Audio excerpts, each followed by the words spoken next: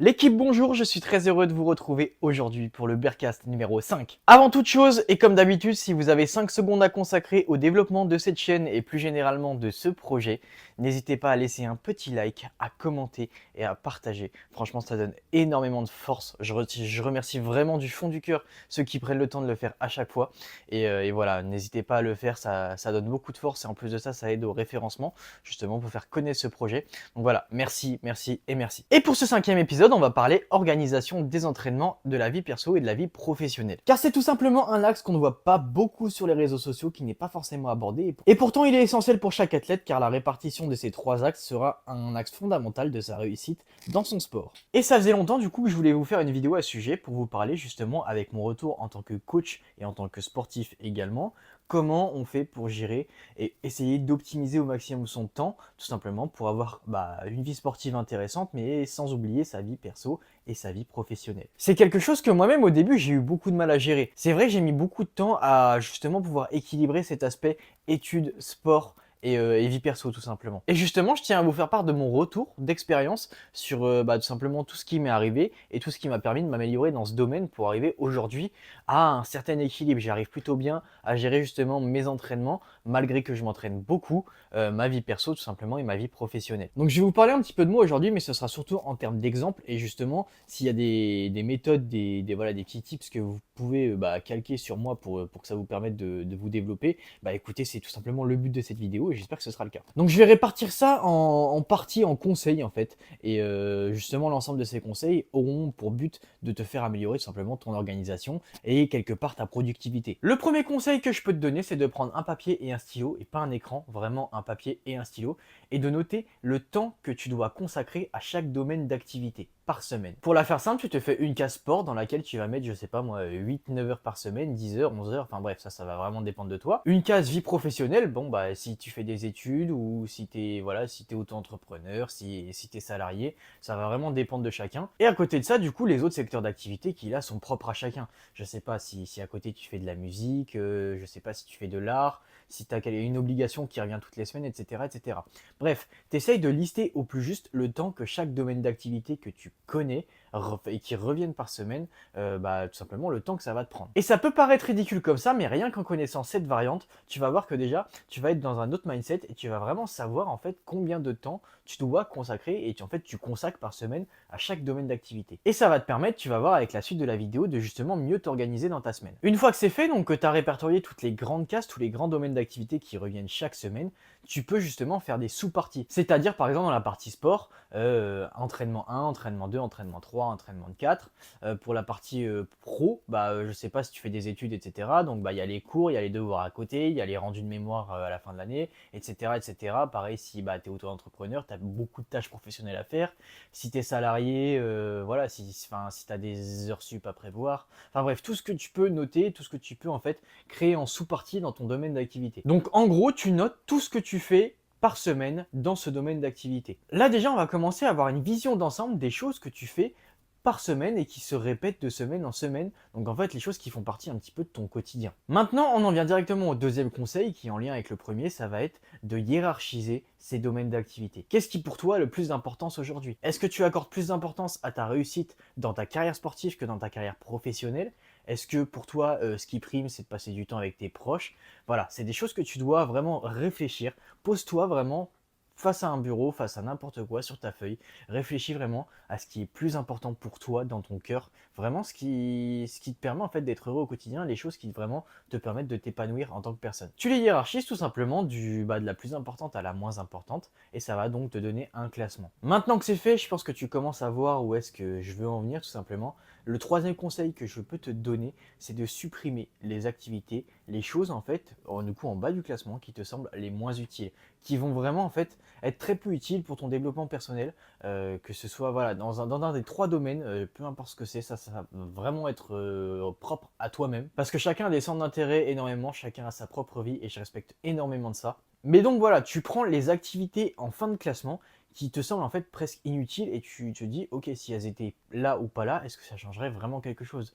Je sais pas moi, si tu fais du piano juste pour faire du piano mais qu'en vrai t'aimes pas trop ça, bah ça sert à rien de continuer, tu vois, vaut mieux que tu consacres cette heure de piano, par exemple, à, je sais pas, aller t'entraîner, ou enfin voilà, ce qui est important pour toi. Si par exemple tu te rends compte que tu consacres peut-être un peu trop de temps sur les jeux vidéo et que tu pourrais le consacrer ailleurs, bah ça va aussi te permettre de réfléchir, tu vois, tout ça, de cogiter, de voir où est-ce que tu pourrais gagner du temps justement pour être plus organisé dans ta semaine et tout simplement bah, mettre ton temps là où tes priorités sont. Quatrième conseil, une fois que tu as hiérarchisé et supprimé les actions les moins utiles, je t'invite vraiment à investir soit dans un agenda papier, ce que je te conseille fortement, ou alors même dans un agenda numérique, mais je te conseille vraiment d'avoir un agenda papier parce que ça va te permettre, en fait, une fois que tu fais une activité, une fois que en fait, tu as rempli une tâche, tu peux tout simplement soit la surligner, soit la rayer, soit la cocher, peu importe. Et ça, c'est vraiment une satisfaction immense. Moi, je sais qu'il n'y a pas longtemps, j'ai investi dans un agenda papier et c'est vraiment une satisfaction immense quand tu arrives à la fin de ta journée et que tu te rends compte qu'en fait, tu as coché toutes les cases que tu avais à faire, que tu avais fait toutes les tâches. Et en fait, bah, ça te met dans un mindset de ok, j'ai envie de revivre ça, tu vois. J'ai envie de me dire à chaque fin de journée, j'ai réussi à faire toutes mes tâches. Et ça, c'est vraiment un sentiment d'accomplissement, de satisfaction incroyable. Et je t'assure que ça peut vraiment jouer sur ta productivité, ta motivation. Donc voilà, je t'invite vraiment à soit investir dans un agenda papier ou alors numérique, mais dans tous les cas, un planeur, quelque chose qui te permette en fait de répertorier tout ce que tu vas faire dans ta journée. Que le matin, quand tu te lèves, tu puisses l'ouvrir et te dire ok, j'ai ça à faire dans la journée, il faut que ce soit fait ce soir quand je vais me coucher. Et ça va te permettre également d'avoir une vision d'ensemble de ta semaine et justement en fait de pouvoir répartir tes activités que tu as hiérarchisées précédemment selon l'importance que tu leur as donnée. Et le fait d'apporter cette structure, déjà ça va te permettre de savoir quand est-ce que tu as du temps libre pour toi ou pour passer du temps avec tes proches, je sais pas si tu as un enfant, etc. Comment en fait tu peux caler tout ça pour que tout rentre tout simplement, pour que toutes tes tâches soient accomplies à la fin de la journée. Par exemple, je sais pas, si tu as un enfant, que tu dois aller chercher ton enfant à 18 h à la crèche, enfin je dis n'importe quoi, si bah, tu as cours toute la journée et que bah, après il faut t'entraîner, mais en même temps il faut que tu passes du temps avec ta famille, etc. Enfin bref, le fait de structurer ça, ça va te permettre justement de savoir à quelle heure tu dois faire quoi pour être dans les temps, pour être productif et arriver à faire tout ce qui est essentiel pour toi. Et le fait de faire ça aussi, ça va te permettre de prendre conscience de la valeur du temps libre que tu as. Et en ayant cette valeur du temps, ça va te permettre en fait de l'investir différemment. Tu vas vraiment vouloir l'investir dans les choses qui sont essentielles à ton développement. Et tu vas voir que ça va complètement changer ton mindset. Si pour toi, ton objectif premier est de réussir ta carrière sportive, tu investiras beaucoup plus de temps dans justement tes entraînements parce que c'est ce qui est vraiment important pour toi et tu investiras justement cette ressource précieuse dans quelque chose qui est très important pour toi. A contrario, justement, en te rendant compte que ton temps est précieux, bah tu passeras peut-être un peu moins sur les jeux vidéo si c'est pas vraiment si important que ça pour toi. Peut-être que bah, justement les activités un petit peu annexes, comme on disait tout à l'heure, ton heure de piano par exemple, que tu vas juste pour dire que tu fais du piano, mais en vrai t'aimes pas trop ça, bah tout simplement peut-être que tu choisiras de libérer cette heure pour quelque chose qui est plus important pour toi. Parce qu'il y a quelque chose que je vois très souvent, c'est que voilà, beaucoup de gens disent ah en fait j'ai pas le temps. Mais est-ce que vraiment tu n'as pas le temps parce que bah, tout simplement tu as beaucoup d'activités à faire, beaucoup de choses que tu as notées dans ton agenda, ou alors est-ce que tu n'as pas le temps tout simplement parce que tu n'as pas priorisé les bons axes? Est-ce que si tu prenais le temps de structurer ta journée différemment pour les choses en fait qui comptent vraiment pour toi, est-ce que tu n'aurais toujours pas le temps? Et ça, je pense que c'est vraiment une question que tu peux te poser, toi, derrière ton bureau, derrière ta feuille. Est-ce que j'ai pas le temps parce que ma journée est structurée et effectivement, bah, il y a que 24 heures dans une journée, hein. Si j'ai ma journée de taf, si je dois aller m'entraîner, récupérer mon gosse, m'occuper de mon gosse, et puis après, bah, avoir un minimum de vie sociale avec ma copine ou mes amis, etc.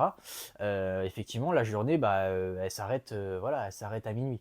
Donc, à ce moment-là, effectivement, tu peux pas faire grand-chose. Par contre, si tu me dis, j'ai pas le temps, mais en fait, bah ouais, après être sorti des cours, je vais jouer 2 heures à la play, et après je vais m'entraîner. Après, je vais prendre le temps, voilà, je sais pas, d'être sur les réseaux pendant 1h30, etc. Est-ce que là, justement, il n'y a pas cette ressource justement de temps qui peut être investie différemment? Vois vraiment ça comme en fait de l'argent que tu investis contre en fait bah, tout simplement ton retour sur investissement, ce sera tes progrès en tant que personne, que ce soit dans ta carrière sportive, dans ta carrière pro, etc. Ce que tu vas apprendre, comment tu vas progresser en power, etc. etc. Et justement, bah, je m'intéresse beaucoup au monde de l'entrepreneuriat depuis que bah, évidemment j'ai mon auto-entreprise. Et il y a quelque chose qui revient beaucoup, c'est la question fatale qui est-ce que tu es productif ou est-ce que tu es occupé? Ça, c'est une grosse nuance. Pour être productif, c'est justement réaliser plein de tâches essentielles dans la journée. Être occupé, c'est juste en fait avoir plein de tâches mais qui n'ont pas forcément beaucoup d'importance. J'espère que tu vois la nuance et que tu vois où je veux en venir. C'est vraiment ce que je veux que tu retiennes aujourd'hui, c'est priorise les axes qui sont essentiels pour toi. En étant organisé grâce à ton super planeur, en étant bien hiérarchisé tout simplement dans les axes qui comptent pour toi, et en ayant supprimé les actions qui sont un petit peu inutiles, tu verras qu'en fait, tu vas pouvoir te libérer du temps, et que sur le coup, en fait, vu que tu auras planifié les temps où tu fais rien, tu en profiteras beaucoup plus, parce que tu sauras mentalement que, ok, je suis pas en retard sur ça, je peux vraiment relax sur ce temps-là. Parce que justement, un des autres avantages de se faire un petit planeur avec un agenda soit numérique, soit en papier, c'est la décharge mentale. C'est-à-dire que tout ce que tu dois faire, tu le notes. Tu le hiérarchises, tu le notes quelque part, tu le planifies, bref, tu n'as plus à y penser. Et rien que le fait de se décharger mentalement de toutes ces petites choses en fait qui s'accumulent dans ta tête, ça va te permettre de vraiment te reposer l'esprit et de limiter le stress tout simplement, de générer tout un tas de choses positives en fait, que ce soit hormonal et même dans ta gestion du stress et dans ta gestion de la fatigue, et ça te permettra en fait d'être en meilleure forme. Parce que justement, on parlait de domaine d'activité au début de la vidéo, je pense qu'il y a un domaine d'activité vers lequel chacun devrait investir du temps, c'est tout simplement son hygiène de vie pour être en bonne santé, tout simplement. Je pense que la santé est vraiment un des domaines d'activité qui, peu importe le milieu, peu importe les priorités, devrait être tout en haut. Parce que, encore une fois, comme le temps, la santé, c'est une ressource qu'on ne maîtrise pas. C'est-à-dire que demain, je peux tomber malade, demain, n'importe qui peut tomber malade, et c'est quelque chose qu'on ne maîtrise pas forcément, et c'est surtout quelque chose qui a une valeur inestimable et à laquelle il faut vraiment prendre soin, tout simplement. Donc je pense que chaque personne qui regarde cette vidéo et chaque personne dans le monde devrait investir du temps pour sa propre santé, pour bien dormir, pour bien s'hydrater, pour avoir une alimentation saine qui remplisse tout simplement tous les apports journaliers, que ce soit en macro, micronutriments, et faire un minimum de sport. Et à côté de ça, évidemment, tout ce qui va être gestion du stress, etc. Et justement, on en revient à ce fait de planifier justement nos tâches. Ça nous permettra d'être plus organisés et accessoirement de générer moins de stress. Tout est lié en fait. Le fait de faire ça va vraiment te conditionner dans un mindset de ok, je profite plus de ma vie et en plus je suis fier de moi parce que j'arrive à atteindre mes objectifs, j'arrive à cocher toutes mes cases à la fin de la journée et en plus de ça, j'arrive à être en bonne santé. Et en plus de ça, j'arrive à passer un peu de temps avec ma famille. En fait, tu seras fier de toi parce que tu arriveras à accomplir tout ce que tu veux. Et en plus de ça, dans le bon ordre. C'est-à-dire que c'est bien en fait d'accomplir plein de tâches, mais si elles sont pas vraiment importantes pour toi, est-ce que tu vas vraiment être fier de toi? Alors que si tu accomplis toutes les tâches qui sont vraiment importantes pour toi, je sais pas moi, si ton axe numéro un c'est réussir ton master, ton axe numéro 2 c'est euh, atteindre les France à la fin de l'année, déjà si tu as fait ces deux choses-là à la fin de l'année, tu vas dire ok, là mon année on peut dire qu'elle est réussie. J'ai réussi ma saison, j'ai réussi en fait mes deux principaux objectifs. Alors que si derrière, par exemple, je sais pas, il y avait arrivé à finir cette chanson au piano, je sais pas pourquoi j'ai plein de pianos dans la tête aujourd'hui, ou je sais pas, arriver à passer level 200 sur un jeu vidéo, mais qu'au final, en fait, tu te rends compte que ça t'a pas apporté énormément dans ta vie pour toi plus tard. Tu vas dire, ok, j'ai réussi à accomplir ça, mais par contre, j'ai pas réussi à aller aux France, j'ai pas réussi à avoir mon master. Ah, c'est pas ouf. Tu vois, on n'a pas le même degré de satisfaction, ce qui est normal, puisqu'il y a des activités qui sont beaucoup plus importantes que d'autres en fonction de nos axes de priorité. Mais on n'aura jamais la même satisfaction quand on a accompli une certaine tâche qu'une autre. C'est pour ça, hiérarchise les choses qui sont vraiment importantes pour toi. Investis ton temps, qui est une valeur très précieuse, vers ces tâches, justement, qui te permettront d'être une meilleure personne.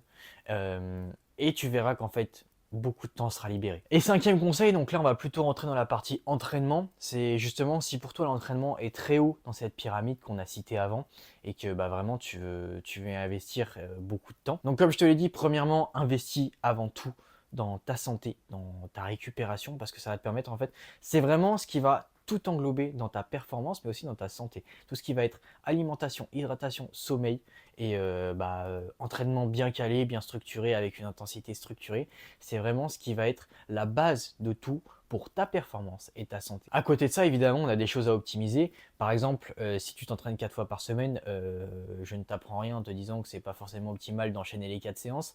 Après, on a tous une vie différente. Malheureusement, si tu finis à 21h et que ta salle ferme à 21h, il y a des cas de figure qui font que parfois c'est compliqué. Essaye de t'arranger au mieux pour essayer d'avoir un jour de récup simplement entre chaque séance, ou alors de faire par exemple séance 1, séance 2, un jour de récup, séance 3, un autre jour de récup, pardon, séance 4. Essaye de t'arranger comme ça, mais au moins d'avoir des espaces en fait entre tes séances. Et après, justement, ce sera entre ces disponibilités que ton coach essaiera de caler l'intensité pour que ça colle. Ça, c'est sa mission aussi. Ensuite, si tu veux aller un petit peu plus loin dans ton optimisation, c'est par exemple qu'est-ce que tu peux faire en récupération passive. Je sais pas, on a la routine des 10 000 pas qui est très à la mode en ce moment et qui est très bonne. Donc voilà, ça peut être aussi pas mal pendant tes jours off de te caler un temps en fin de journée par exemple où tu dis ok, je vais faire 10 000 pas. Pareil, pourquoi pas pour te caler un petit temps en fin de journée pour méditer, pour préparation mentale, visualisation de compétition, méditation, voilà, mise en confiance. Vraiment, la préparation mentale va être très importante, hein, j'en parle souvent, mais va être très importante chez un sportif. Alors évidemment, ça demande beaucoup de temps de s'entraîner 4 à 5 fois par semaine, de faire ses 10 000 pas tous les jours, de faire un petit peu de préparation mentale. Voilà, c'est des choses qui prennent beaucoup de temps, donc à toi de savoir si vraiment tu es prêt à investir autant de temps dans ton activité, si c'est important pour toi. Effectivement, je pense que tu devrais investir du temps. S'il y a d'autres choses à côté, je ne sais pas, que ta carrière professionnelle est très importante pour toi, si tu as un enfant à t'occuper, si tu as une vie familiale, si tu as des enfants, voilà, une multitude de facteurs qui font que tu peux pas autant consacrer de temps à l'entraînement. C'est totalement compréhensible. Attention, ne t'en veux jamais pour ça, parce que c'est juste normal aussi d'avoir d'autres choses dans la vie. Et tout dépend en fait de tes objectifs de vie. Si ton objectif est de devenir champion du monde, évidemment, va falloir mettre toutes tes chances de ton côté. Si ton objectif est juste d'être un bon athlète qui essaye d'être meilleur que le lendemain, parce qu'il a des choses à côté et qu'il peut pas en fait se dire ok, je vais être champion du monde là dans 2 ans parce que simplement ça sera pas possible à suivre en termes de rythme de vie. C'est totalement compréhensible. Chacun a sa propre vie, chacun a ses axes de priorité qui sont tous compréhensibles tant qu'ils sont censés évidemment. Si tu me dis que ton axe de vie c'est de rester toute la journée sur TikTok ou sur un jeu, je te dirais si tu veux devenir joueur pro ou influenceur, pourquoi pas, mais sinon bon. Donc globalement oui, si tu veux devenir un sportif de haut niveau, essaye de caler justement ton emploi du temps avec ton planeur qu'on a évoqué tout à l'heure pour qu'en fait tout concorde, pour que tout soit optimisé pour ta performance, c'est-à-dire des jours de récup entre chaque séance, des 10 000 pas par jour, de la récupération active, de la préparation mentale. Ça, tu peux essayer de te le caler. La préparation mentale, déjà, si tu en fais 2 fois par semaine, c'est très bien. Les 10 000 pas par jour, si tu fais ça, c'est énorme. Si en plus de ça, tu t'entraînes 4 fois par semaine, tu es déjà sur la très bonne voie. Si tes entraînements sont structurés et que ta récupération est optimale, avec justement une bonne hydratation, une bonne alimentation, un bon sommeil, tu es déjà sur vraiment la bonne voie. Et ça demande déjà énormément de temps. Si après, tu as un petit peu moins de temps, pourquoi pas faire une ou zéro séance de préparation mentale en fonction du temps qui te reste, à côté de ton activité pro ou de ta vie familiale. Pareil pour la récupération active, tu n'es pas obligé de faire 10 000 pas, tu peux déjà en faire 6 000, 8 000, c'est très bien. Ça dépend du temps que tu auras consacré. Voilà, tout en fait, grâce à cette hiérarchisation, tu vas pouvoir définir un temps que tu peux consacrer à chaque tâche. Et ça, après, ça va varier du coup en fonction de chacun. Il y en a qui pourront faire 10 000 pas, d'autres 5 000. L'essentiel, c'est de consacrer du temps en fonction et proportionnellement à l'importance du domaine d'activité en question. Sur ce, les amis, j'espère que ça vous aura été utile. Vraiment, investissez dans un planeur. C'est vraiment la vie et ça va vraiment vous permettre d'être beaucoup plus productif. Donc voilà, j'espère que ça vous aura mis un petit peu voilà, donner des idées, donner tout simplement des axes d'amélioration pour optimiser votre temps, vous sentir mieux au quotidien et vraiment investir votre temps là où vous souhaitez vous développer. J'espère vraiment que ça vous aura aidé dans tout ça. Et j'ai plus qu'à vous souhaiter une très bonne journée. N'hésitez pas à laisser un petit like, un petit commentaire. Pareil, si vous avez des critiques positives, négatives à dire dans les commentaires pour que je puisse m'améliorer, je les prends avec plaisir. Et voilà, je vous dis à très bientôt pour une nouvelle vidéo. Prenez soin de vous. Ciao!